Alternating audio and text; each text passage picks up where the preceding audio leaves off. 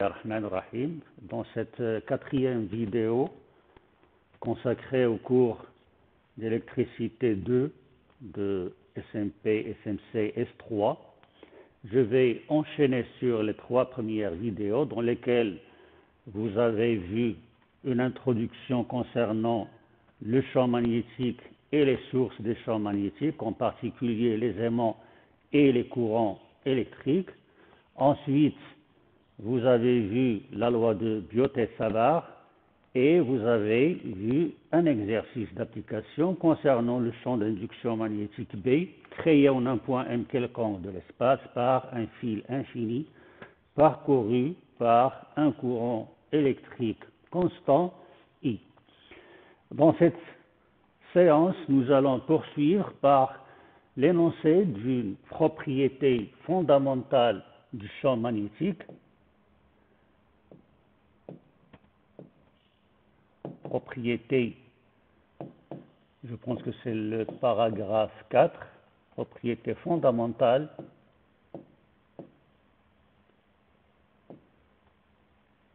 du champ d'induction magnétique B. Et cette propriété, c'est divergence B égale à 0. Pour introduire ce paragraphe, je vais d'abord rappeler la loi de Biot-Savart. Je rappelle que si vous avez un circuit filiforme, c'est-à-dire qu'il y a la forme d'un fil parcouru par un courant d'intensité I, et si vous avez un point M quelconque de l'espace, eh bien, un élément quelconque, dl, qu'on représente par le vecteur dl qui est orienté dans le même sens que le courant I et qui est centré autour d'un point P, cet élément de courant IDL va créer, d'après la loi de Biot-Savart au point M, un champ qui s'exprime par dB au point M égale μ0 sur 4pi, ça c'est une constante, avec μ0 c'est la perméabilité magnétique du vide, multiplié par l'élément qui crée le champ magnétique, c'est-à-dire EDL, vectoriel, I sur R au carré, qui s'écrit aussi μ0 sur 4pi, IDL, vectoriel R sur R3, parce que le vecteur U, c'est le vecteur R sur R, qui est aussi le vecteur PM, le vecteur unitaire PM sur PM.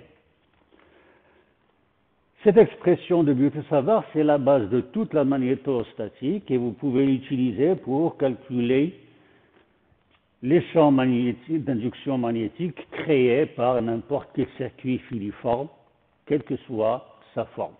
Je rappelle qu'un circuit filiforme, c'est un circuit qui a la forme d'un fil, donc il a une longueur et sa section est pratiquement égale à 0. Sa section est très négligeable. Alors avant de poursuivre, je vais faire d'abord une remarque en faisant une certaine analogie avec ce que vous avez vu en électrostatique. On rappelle que si en électrostatique, si vous avez une charge élémentaire dQ,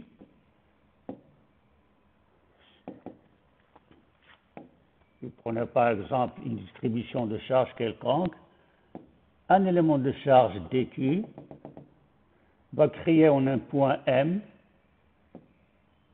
un champ dE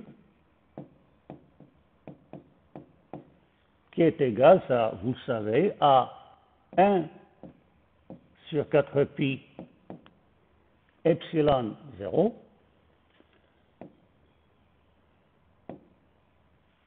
la charge élémentaire dQ sur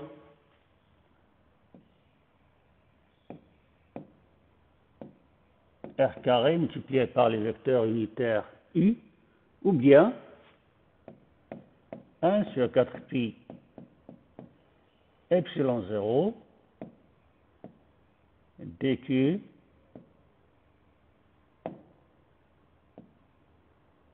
multiplié par le vecteur R sur R3.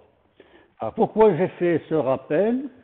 Bien, tout simplement parce qu'on peut constater que l'expression de la loi de Biot et Savart concernant le champ d'induction magnétique est similaire. Il a à peu près la même forme que l'expression du champ électrostatique créé par une charge élémentaire. Alors, on va voir les ressemblances. Là, vous avez 1 sur 4 pi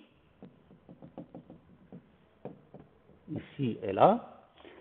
Et puis, vous avez le mu 0 qui est remplacé par 1 sur epsilon 0. Dans le cas du champ électrique, dq, c'est la quantité qui crée le champ. Dans le cas du champ magnétique, et dl, c'est l'entité qui crée le champ magnétique. Divisé par R au carré, donc, pardon, là vous avez R au cube, je m'excuse. Alors, divisé par R au carré vous l'avez partout, et puis multiplié par le vecteur unitaire U que vous avez partout. Donc, on voit que l'expression de la loi de Biot et Savart est similaire à celle du champ électrostatique à condition de remplacer 1 sur epsilon 0 par mu 0 et vous remplacez dq par I dl. Seulement là, il faut constater que puisque dq c'est un scalaire et idl c'est un vecteur, lorsqu'on va multiplier par le vecteur unitaire u, sachant que le résultat doit être un vecteur, c'est db ou bien du, dans ce cas, pour db, il faut multiplier vectoriellement avec u, donc vous avez idl vectoriel r sur r3, et pour le champ électrique, vous multipliez un scalaire par un vecteur, donc c'est une multiplication scalaire. Alors ça c'est très intéressant parce que cette analogie, on va la retrouver par la suite et il va nous permettre d'établir un certain nombre de relations facilement sans passer par les démonstrations qui sont parfois très compliquées. Donc je rappelle qu'on a une certaine analogie entre l'électrostatique et la magnétostatique dans les formules établies, en particulier lorsqu'on remplace, il faut remplacer dq par idl et 1 sur epsilon 0 par mu 0, et lorsque vous avez un produit scalaire en électrostatique, il faut le remplacer par un produit vectoriel en magnétostatique. Bon, ça c'était un rappel assez rapide, et je vais enchaîner ensuite par la propriété fondamentale de la divergence de B. En fait, si je prends l'expression de dV, de dB, si on calcule la divergence de l'expression de dB qui est donnée par la loi de Biot et Savart, eh bien, sachant que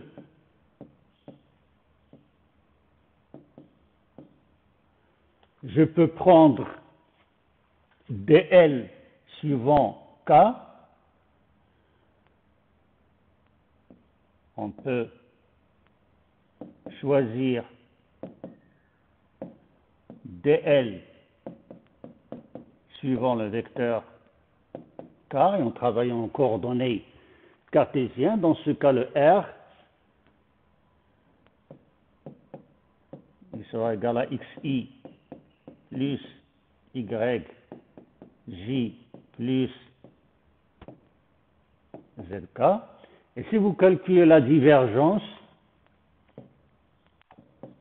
en coordonnées cartésiennes, la divergence de dB, ben, ça sera égal à d de la composante de dB suivant x par rapport à x, d, la dérivée de dby par rapport à y, et plus la dérivée de dbz par rapport à z. Alors, vous pouvez faire ce calcul, le détail de ce calcul, vous l'avez sur votre polycopier, sur le polycopier, où nous allons le déposer sur la plateforme. Eh bien, on montre que dans ce cas,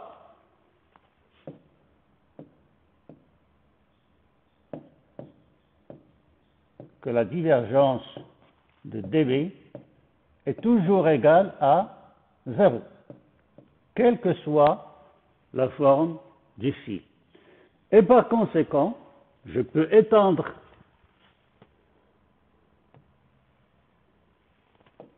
ce résultat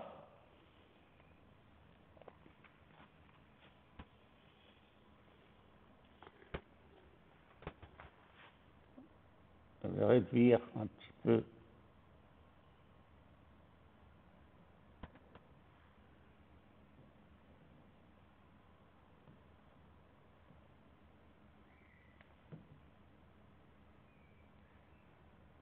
la taille de ce tableau. Voilà.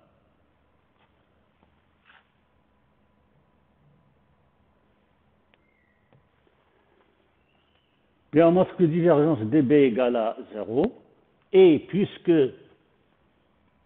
divergence dB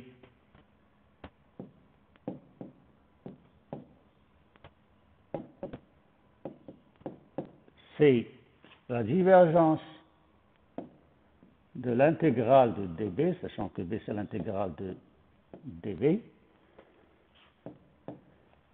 L'opérateur divergence est un opérateur qui est linéaire, donc je peux l'intervertir avec le signe somme.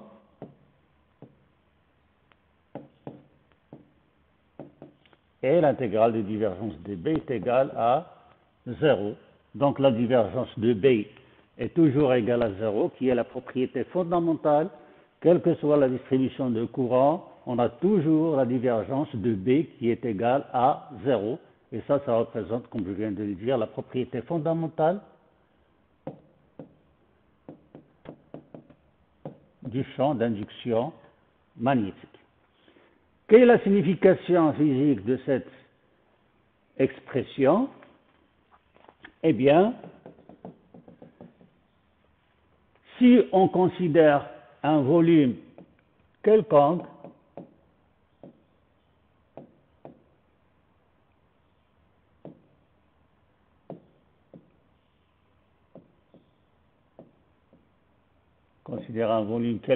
τ, un volume est nécessairement limité par une surface S. La limite de ce volume, c'est la surface S, qui sera nécessairement une surface fermée, parce que la définition d'une surface fermée, c'est une surface qui limite un volume. Eh bien, dans ce cas, si je prends n'importe quel élément de volume T2,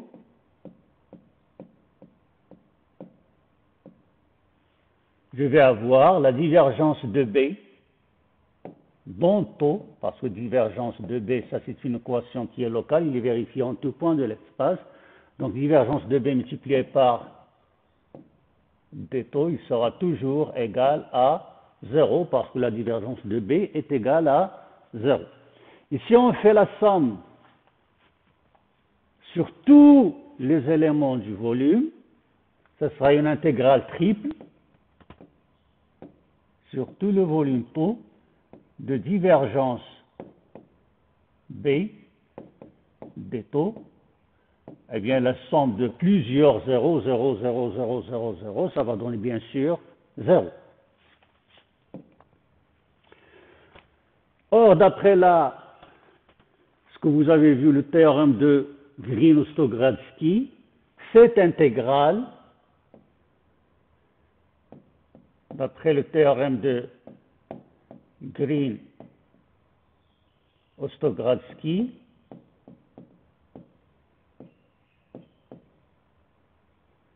Eh bien, cette intégrale peut se mettre sous la forme intégrale double sur la surface fermée S qui limite le volume τ du produit scalaire de B par ds, avec ds c'est l'élément de surface qui était dirigé toujours vers l'extérieur du volume. Donc B scalaire ds, c'est le flux de B à travers la surface S, et c'est un flux qui est sortant parce que le ds il est toujours dirigé vers l'extérieur. Bon, ceci est égal, d'après ce qu'on vient de voir, à 0, ce qui veut dire tout simplement que le flux entrant, c'est-à-dire lorsque B est dans le sens opposé de ds, les lignes de champ qui entrent dans le volume, ils vont avoir un flux qui est négatif parce que dans ce cas B et ds seront opposés, et lorsque les lignes de champ vont quitter la surface fermée, dans ce cas B et ds, ils seront dans le même sens. Ça s'appelle le flux sortant. Et puisque la somme est égale à 0, bien ça veut dire que le flux entrant est égal au flux sortant, parce qu'ils sont de signes opposés. Ça veut dire que le flux entrant de B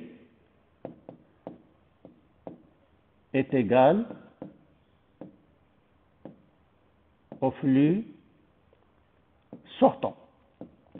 Bien sûr, en valeurs algébriques qui sont opposées, lorsque je fais la somme, ce sera égal à 0. On dit alors que B est un flux conservatif. B est un flux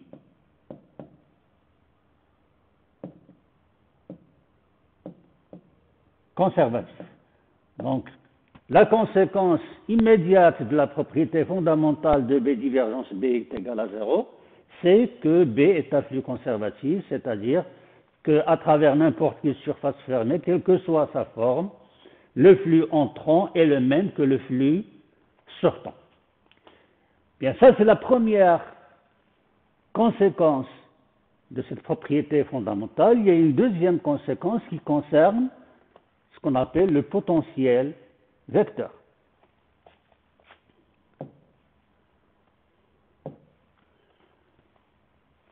Le paragraphe suivant,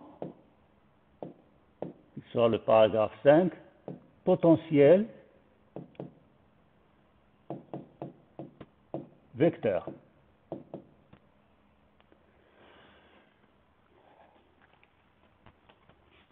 Bien, d'après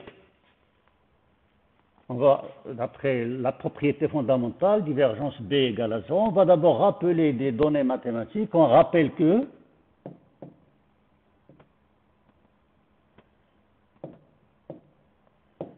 si vous avez un champ de vecteur quelconque A, quel que soit le champ A, le champ de vecteur A, eh bien, on a une certaine propriété, c'est que la divergence du rotationnel de A est égale à 0. Ça, c'est une propriété des opérateurs linéaires différentiels, les opérateurs différentiels linéaires. Nous les avons vus en électricité 1, dans le premier chapitre, lorsqu'on a étudié les opérateurs différentiels linéaires. Nous les avons définis et il y a un certain nombre de propriétés qui sont vérifiées par ces opérateurs. Je rappelle deux de ces propriétés qui nous seront utiles dans ce paragraphe. D'abord, c'est que quel que soit le champ de vecteur A, la divergence du rotationnel de A est toujours égale à 0.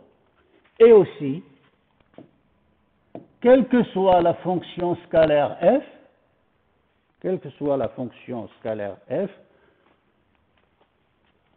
le rotationnel du gradient de f est égal à 0. Donc la divergence du rotationnel est égale à 0 et le rotationnel du gradient est égal à 0. Ça, on peut le voir facilement en exprimant la divergence et le rotationnel et le gradient par l'opérateur nabla. Et on peut montrer ces deux relations facilement, ce n'est pas l'objet de notre cours d'aujourd'hui. Donc ça, c'est un rappel qui me sera utile. Alors ça, c'est un rappel mathématique qui est quelconque, quel que soit le champ.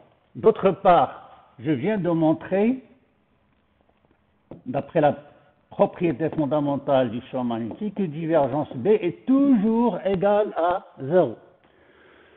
Divergence B est toujours égale à 0.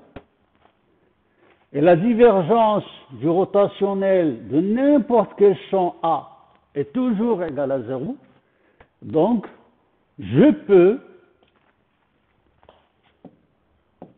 on peut donc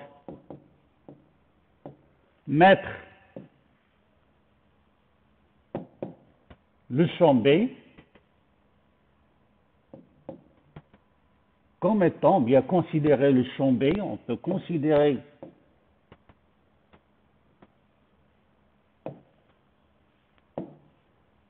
donc considérer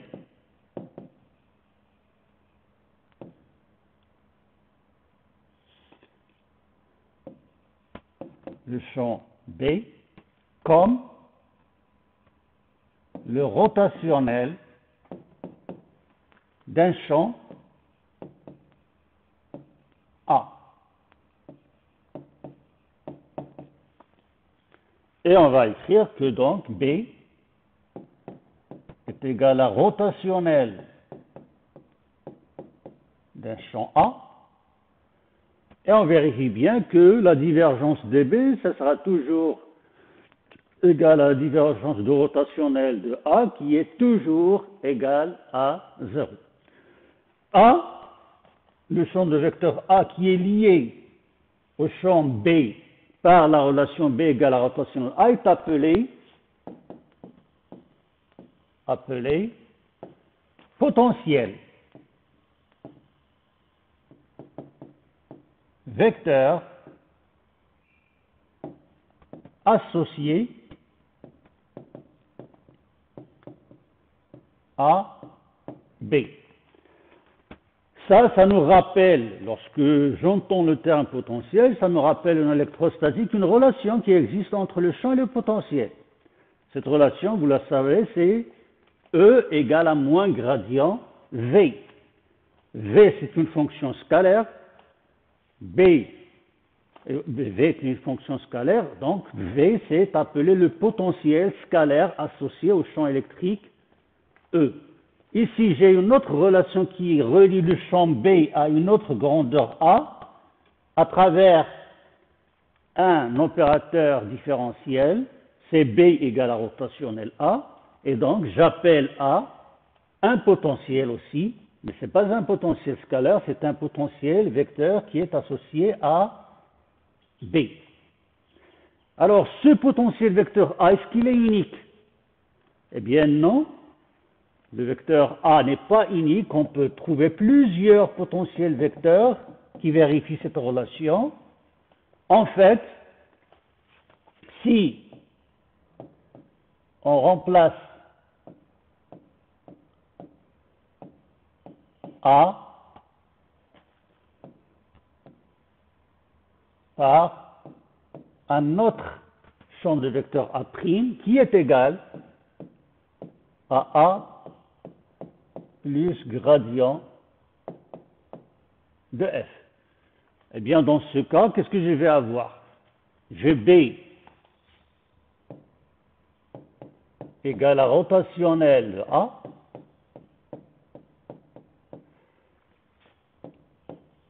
qui est égal à rotationnel de A'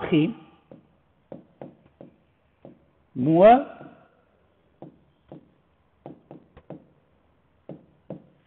gradient de F. J'exprime A en fonction de A' et du gradient de F. Et puisque le rotationnel est un opérateur linéaire, donc c'est égal à rotationnel de A' moins rotationnel gradient F. Et puisque je sais que le rotationnel du gradient de n'importe quelle fonction est égal à 0, bah, il va rester égal à rotationnel de A'. J'ai donc B qui est égal à rotationnel de A, mais qui est aussi égal à rotationnel de A'. Donc le potentiel vecteur n'est pas unique. Je passe d'un potentiel vecteur à un autre potentiel vecteur qui sont associés au même champ d'induction magnétique par la différence entre les deux qui est un gradient de fonction. On dit que le potentiel vecteur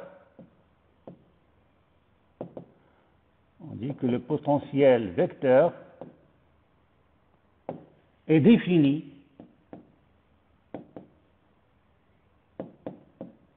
à un gradient de f près. Comme ce que nous avons vu pour le potentiel électrostatique, on a vu qu'il était défini à une constante près. Là, il n'est pas défini à une constante, mais à un gradient de fonction près, c'est-à-dire que je peux remplacer A par A' si A' est égal à A plus un gradient d'une fonction quelconque. Eh bien, le choix de ce gradient, le choix de cette fonction, il va se faire de façon à faciliter les calculs et en imposant un certain nombre de conditions qui vont permettre de simplifier les calculs par la suite. On ne va pas prendre n'importe quel potentiel vecteur, mais on va prendre le potentiel vecteur qui vérifie un certain nombre de conditions qui permettent de faciliter les calculs. Bien.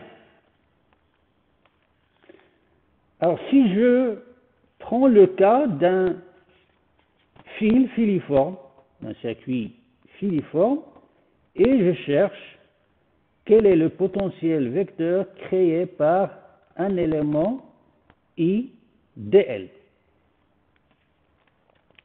Eh bien, dans ce cas, je peux faire la constatation suivante. Remarque.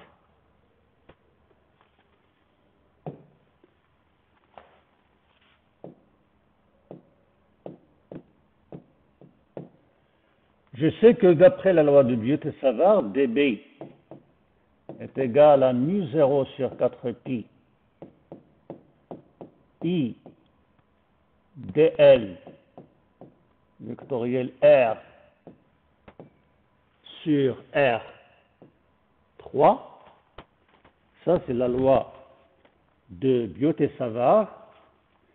Et sachant que le rotationnel de dl sur R est égal à dl vectoriel R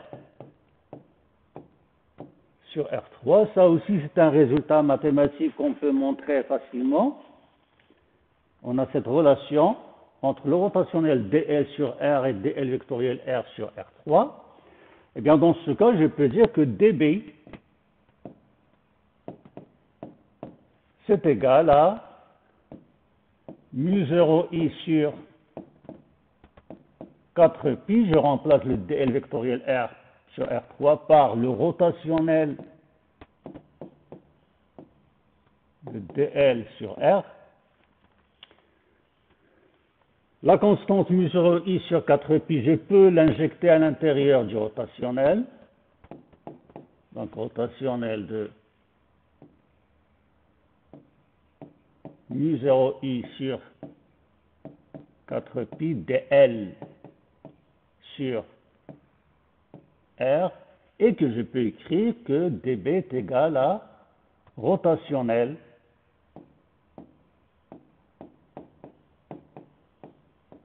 dA. dB, je rappelle, c'est le champ d'induction magnétique créé par un élément infiniment petit, un élément de courant dl, parcouru par le courant I, et dA, ça sera le potentiel vecteur créé par ce même élément au point M. Donc, si GDB égale la rotationnelle dA, ça veut dire que dA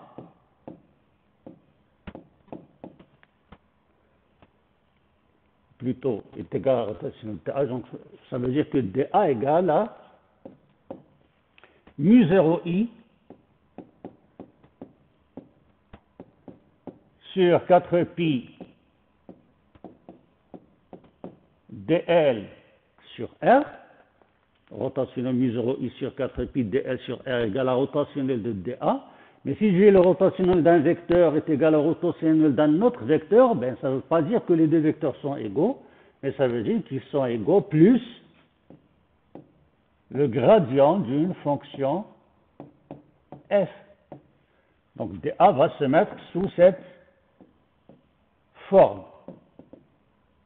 Comment est-ce qu'on va déterminer le gradient f? Eh bien, on va faire un certain raisonnement comme pour déterminer le potentiel, la constante du potentiel scalaire. On va supposer que s'il n'y a pas de courant à l'infini, tout doit s'annuler et par conséquent, la quantité mu 0i sur 4pi dl sur R va tendre vers 0, il va rester le gradient f, donc le potentiel à l'infini est égal au gradient de f, et on va dire que ce gradient de f est égal à 0, et par conséquent, on va prendre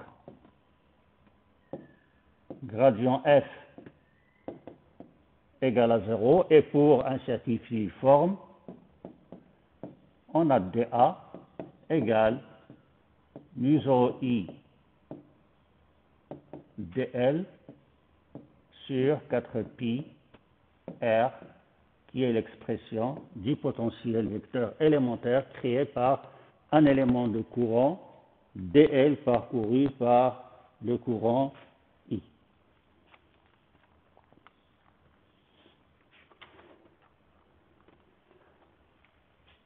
On peut aussi exprimer l'expression de ce potentiel vecteur lorsque le courant, ou plutôt lorsque le circuit n'est pas filiforme. Dans ce cas, il faut remplacer le courant I par le JDS et vous allez trouver une expression qui est assez simple. On ne va pas la détailler ici. Vous l'avez dans le polycopier. Si vous en avez besoin, vous pouvez l'utiliser.